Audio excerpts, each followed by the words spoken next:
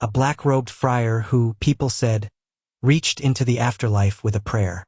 A man whose biggest sermon was a loaf of bread. Not a bishop, not a celebrity. Just Nicholas of Tolentino, and his quiet life changed how the living remember the dead. His parents were aging and childless.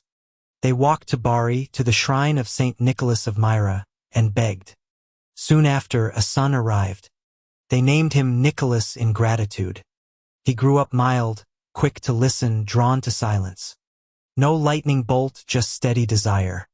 As a teenager, he entered the order of St. Augustine. No grand plan, a rule, a habit, a vow to live for God and neighbor. Small on paper, big when lived every day. Nicholas was sent to Tolentino, a crossroads town in the Italian Marche. The times were loud. Family feuds, faction fights, quick tempers. Nicholas didn't chase the noise.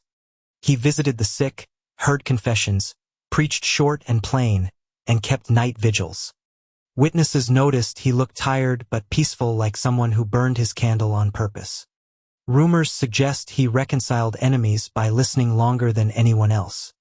No headline, just neighbors speaking again. When the poor knocked, Nicholas pressed simple bread into their hands. Sometimes he blessed it with the sign of the cross and told them to trust.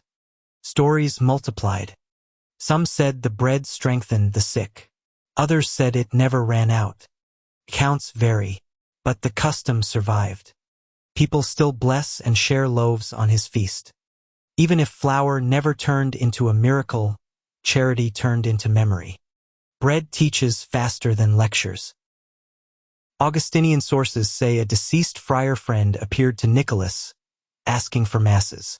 Nicholas offered mass day after day. Later the friend returned at peace. Skeptical? Fair. But hear the shape of the lesson. The living remember the dead steadily, with prayer that looks like love. Vision or no vision, the practice stood firm. Nicholas taught people to pray for those who can't ask for themselves. Claims spread. Sailors in a storm called on him and reached shore. A child recovered after receiving blessed bread. A fire went out when his name was invoked. Historians tag many reports as hagiographic traditions loved, repeated, not lab verified. Then the star. Some say a star shone on the wall of his cell. Others link it to his parents' pilgrimage to Bari. Either way, artists place a star near his heart, a quiet compass. You don't need to prove a star to admit this. Symbols train memory. They point even when data cannot.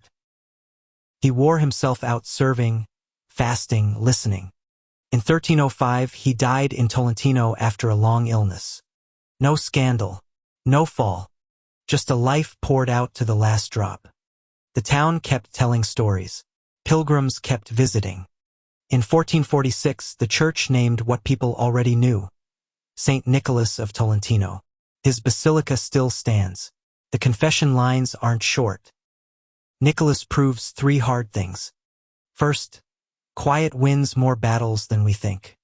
Second, feeding the hungry preaches better than arguments. Third, the living owe the dead gratitude and prayer. Light a candle for someone gone and you refuse to forget.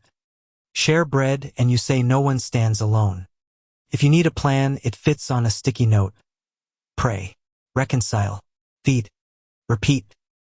Keep it plain. Bless a loaf and share it.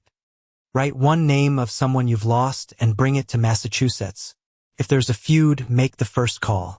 Read a short gospel. Then sit in 2 minutes of silence for every person you remember. If a star doesn't show up on the wall tonight, don't worry. Consistency is the miracle most people miss. Nicholas didn't win the world by winning debates. He fed it, prayed for it, and stayed with it. The noise burned out. His small light didn't. If you're tired of grand gestures, borrow his map. Choose one small thing. Do it every day. Let God make it big. If this stirred something, like the video so more people see it. Subscribe for daily saints.